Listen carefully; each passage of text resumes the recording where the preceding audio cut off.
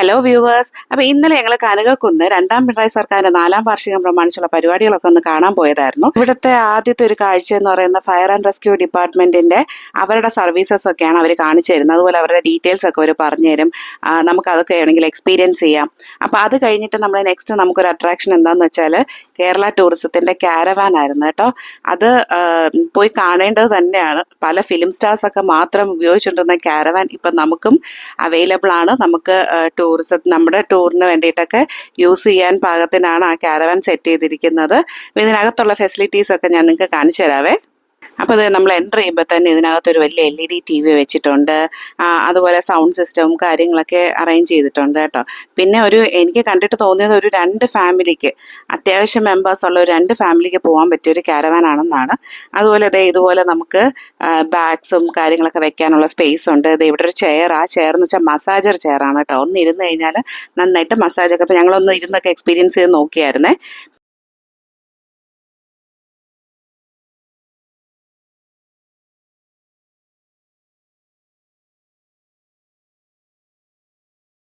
പിന്നെ full AC ആണ്. അതുപോലെ AC-യുടെ ഒക്കെ കൂളിങ്ങും കാര്യങ്ങളൊക്കെ നമുക്ക് അഡ്ജസ്റ്റ് ചെയ്യാം. അതുപോലെ തന്നെ ഒരു കിച്ചൺ ഏരിയ ഉണ്ട് കേട്ടോ. ഈ കിച്ചൺ ഏരിയയിൽ അത്യാവശ്യം കുക്ക് ചെയ്യാൻ പറ്റിയ കാര്യങ്ങളൊക്കെ ഉണ്ട്. അതുപോലെ തന്നെ ചെറിയൊരു വാഷ് ബേസിനുണ്ട്. വാഷ് ബേസിൻ ഞങ്ങൾ പൈപ്പൊക്കെ തുറന്നു നോക്കി കേട്ടോ. വെള്ളമൊക്കെ ഉണ്ട്. ഇതുപോലെ കണ്ടോ, കെറ്റിലും കാര്യങ്ങളൊക്കെ അവിടെ വെച്ചിട്ടുണ്ട്. ഇതാണ് ആ വാഷ് ബേസിൻ. പിന്നെ ഇവിടെ നകത്തോട്ട് നമുക്കൊരു ടോയ്ലറ്റും ബാത്റൂമും ആയിട്ടുണ്ട് കേട്ടോ. ഇതാണ് മനോഹരമാക്കി ഇട്ടിട്ടുണ്ട് ടോയ്ലറ്റൊക്കെ. പിന്നെ അകത്തുള്ളൊരു ചെറിയ സ്പേസ് ഉണ്ട്. ഇതിനകത്താണ് നമ്മുടെ ബാത്റൂം എന്ന് പറയുന്നത്. പിന്നെ അത് കഴിഞ്ഞ് അകത്തോട്ട് പോകുമ്പോഴത്തേനാണ് നമുക്ക് അവരുടെ ഒരു ബെഡ്റൂം കിട്ടുന്നത്. ഈ റൂമിലോട്ട് കാണുമ്പോൾ തന്നെ നമുക്കൊരു മിററും നമുക്ക് ഒരുങ്ങാൻ വേണ്ട സൗകര്യങ്ങളും കബോർഡ്സും ഒക്കെ കാണാൻ പറ്റും. 2 സൈഡ് മേളിലും താഴെയായിട്ട് 2 ബെഡ് ഇട്ടിട്ടുണ്ട്. അതുപോലെ തന്നെ AC ഉണ്ട്, ഹാങ്ങേഴ്സ് ഉണ്ട്. അപ്പം അത്യാവശ്യം എല്ലാ സൗകര്യവും ഉണ്ട് കേട്ടോ. അതുപോലെ തന്നെ ഈ കിടക്കുന്നിടത്ത് നിന്ന് TV കാണാനുള്ള സൗകര്യം താഴെയായാലും മേളിലായാലും അതൊക്കെ ഉണ്ട്. അപ്പം ഇതാണ് അവരുടെ കാർഡ് കേട്ടോ. അപ്പം നിങ്ങൾക്ക് ആർക്കെങ്കിലും ഇതുപോലെ ഇതിനകത്ത് ട്രിപ്പ് പോകണമെന്ന് ആഗ്രഹം ഉണ്ടെങ്കിൽ അവരെ കോൺടാക്ട് ചെയ്യാം. ഇതിൻ്റെ റേറ്റ് എന്ന് പറഞ്ഞാൽ പെർ ഡേ റെൻറ്റ് 20,000 ആണ്. പിന്നെ based on the kilometres 100 kilometre free ആണെന്നാണ് പറഞ്ഞത്. പിന്നെ അങ്ങോട്ടുള്ള കിലോമീറ്റേഴ്സ് അനുസരിച്ചിട്ടാണ് കണക്ക് വരുന്നത്. അത് കഴിഞ്ഞിട്ട് നമ്മൾ പൊതുമരാമത്ത് വകുപ്പിൻ്റെ എക്സിബിഷൻ ഏരിയയിലോട്ടാണ് കേട്ടോ പോയത്. അപ്പോൾ ഒരു സൈഡിൽ അവരിങ്ങനെ അവരുടെ പ്രോജക്ട്സും അതുപോലത്തെ ഡെവലപ്മെൻറ്റ്സും കാര്യങ്ങളൊക്കെ കാണിക്കുന്നുണ്ടായിരുന്നു. മറുവശത്ത് ഒരു ഗ്രാമീണ രീതിയിലുള്ള കാഴ്ചകളൊക്കെ ആയിരുന്നു കേട്ടോ. ഇതുപോലെ പോട്ടുണ്ടാക്കി എടുക്കുന്നതും പച്ചപ്പും അങ്ങനത്തെ കാര്യങ്ങളൊക്കെയാണ് മറുവശത്ത് അവരെ കാണിച്ചിട്ടുണ്ടായിരുന്നത്. ഈ പോട്ടുണ്ടാക്കുന്നതൊക്കെ കാണാൻ നല്ല രസമുണ്ട് കേട്ടോ. ഇതൊക്കെ കുഞ്ഞു കുഞ്ഞു പോട്ടാണ് കേട്ടോ. നമുക്ക് വരുന്നവർക്ക് വേണമെങ്കിൽ അത് ഉണ്ടാക്കി എക്സ്പീരിയൻസ് ചെയ്ത് നോക്കാം. പിന്നെ കുറച്ചുള്ളിലോട്ട് പോയപ്പോൾ ഇതുപോലെ വെഡ്ഡിങ് ഏരിയ, അതുപോലെ വെഡ്ഡിങ് ആവശ്യങ്ങൾക്ക് ഡെക്കറേഷനൊക്കെ കോണ്ടാക്ട് ചെയ്യാനുള്ള കാര്യങ്ങളും പിന്നെ ഇതുപോലെയൊക്കെയുള്ള കാഴ്ചകളൊക്കെ ആയിരുന്നു കേട്ടോ. എന്തായാലും ഈ ഒരു കാഴ്ചകളൊക്കെ ഈ മെയ് മാസം 23 വരെ ഉള്ളൂ.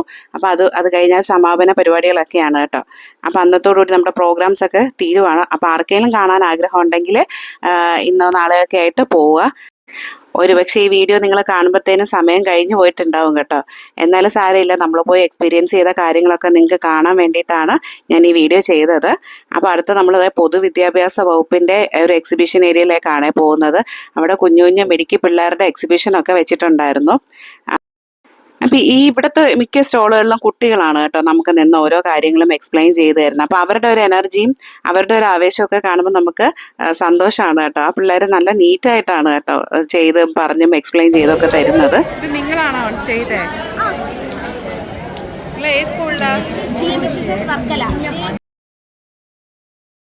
അടുത്തത് എക്സൈസ് വകുപ്പിൻ്റെ ഒരു സ്റ്റോളാണ് കേട്ടോ. അവിടെ ഒരു മ്യൂസിയത്തിൻ്റെ ഒരു മിനിയേച്ചർ ഇതൊക്കെ അവർ ക്രിയേറ്റ് ചെയ്ത് വെച്ചിട്ടുണ്ട്. അപ്പോൾ അവിടെ ഒരു എയിം ആൻഡ് ആരോ എന്നുള്ളൊരു സംവിധാനം ഉണ്ട് കേട്ടോ. നമുക്ക് വേണമെങ്കിൽ കയ്യിലൊരു എന്താ പറയുക, അമ്പ് ചെയ്ത് നോക്കാം. നമുക്ക് ആരോ ആൻഡ് ബോ എന്ന് പറയുന്ന ഐറ്റം നമുക്കിതുപോലെ അമ്പ് ചെയ്ത് നോക്കാം.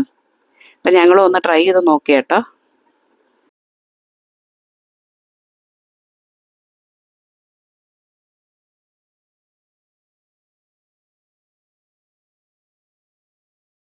ശരിക്കും പറഞ്ഞാൽ ഇങ്ങനെയുള്ള ആക്ടിവിറ്റീസൊക്കെ ഈ വരുന്ന കാണികളെ വളരെ ആക്റ്റീവായിട്ട് കൊണ്ടുപോകുന്നൊരു സംഭവം. നല്ലൊരു സ്റ്റോളായിരുന്നു കേട്ടോ. നല്ലൊരു എക്സിബിഷൻ ആയിരുന്നു, പറയാതിരിക്കാൻ വയ്യ.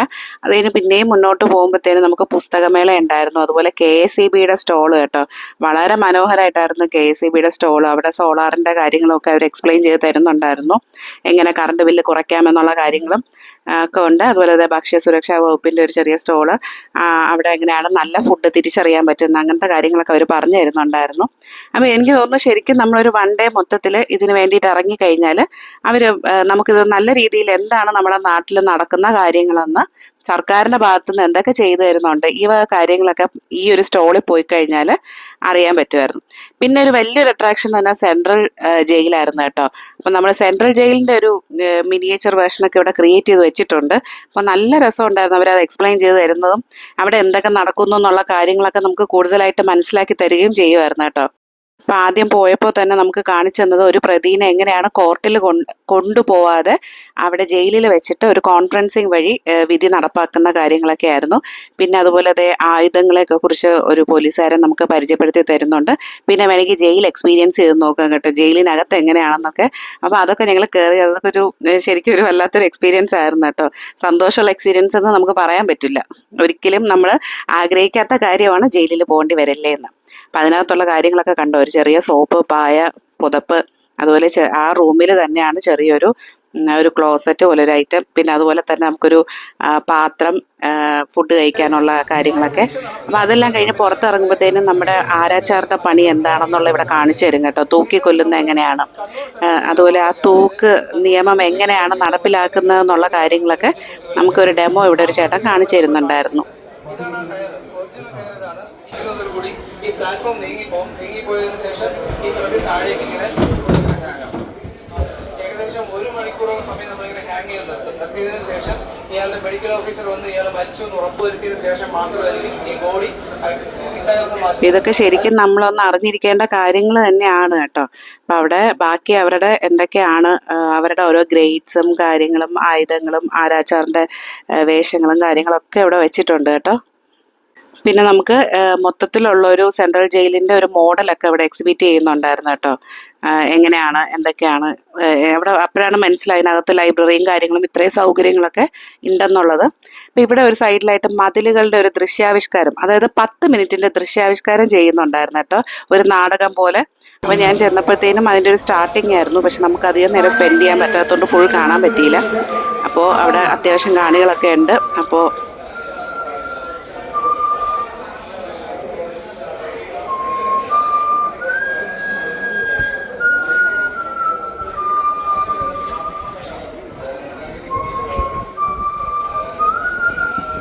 അപ്പം അതൊക്കെ കഴിഞ്ഞപ്പോൾ പുറത്തോട്ട് ഇറങ്ങുമ്പോഴത്തേനും സേ നോ ടു ഡ്രഗ്സ് എന്ന് പറഞ്ഞിട്ടൊരു സെൽഫി പോയിന്റ് ഒക്കെ ഉണ്ടായിരുന്നു കേട്ടോ. അപ്പോൾ അവിടെ നിന്ന് 2 ഫോട്ടോയൊക്കെ പോസ് ചെയ്തു. പിന്നെ അത് കഴിഞ്ഞ് നമ്മൾ നേരെ സ്പോർട്സ് കേരള അവരുടെ ഒരു എക്സിബിഷൻ ഏരിയയിലേക്കാണ് കേട്ടോ പോയത്.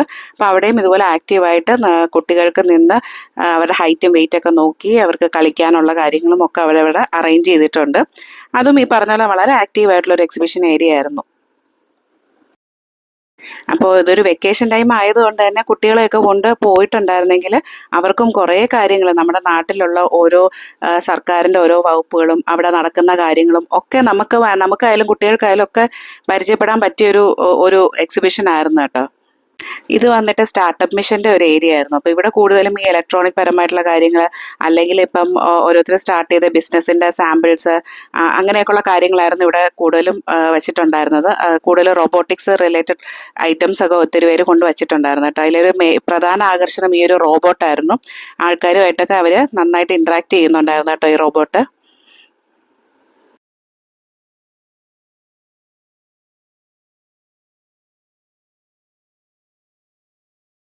അപ്പം അടുത്തത് ഞങ്ങൾ പോയത് വളരെ പ്രധാനപ്പെട്ട ഒരു സ്റ്റോളിലേക്കാണ്.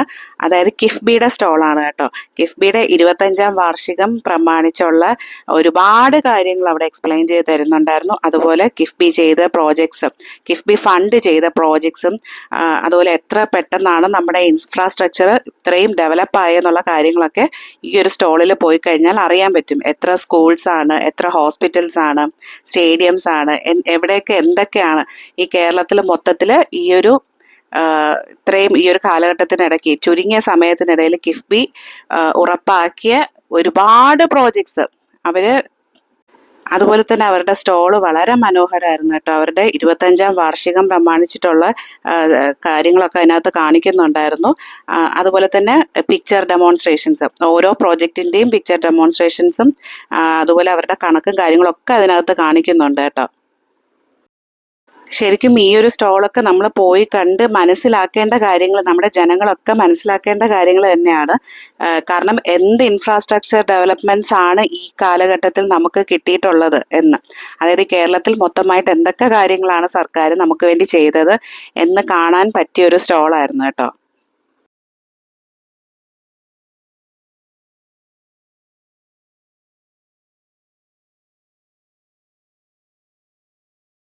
നെക്സ്റ്റ് വന്നിട്ട് ICIDയുടെ അവരുടെ ഒരു എക്സിബിഷൻ സ്റ്റോളായിരുന്നു കേട്ടോ. അതും ഈ പറഞ്ഞ പോലെ ആക്റ്റീവായിട്ട് അവിടുത്തെ ഒഫീഷ്യൽസ് അല്ലെങ്കിൽ അതിലുള്ള മെമ്പേഴ്സ് തന്നെ ഇതുപോലെ പാട്ടൊക്കെ പാടി വളരെ ലൈവായിട്ട് ആൾക്കാരെ സ്വീകരിക്കുകയാണ്. അവർ ചെയ്ത മിനി ക്രാഫ്റ്റൊക്കെ അവിടെ വെച്ചിട്ടുണ്ട്.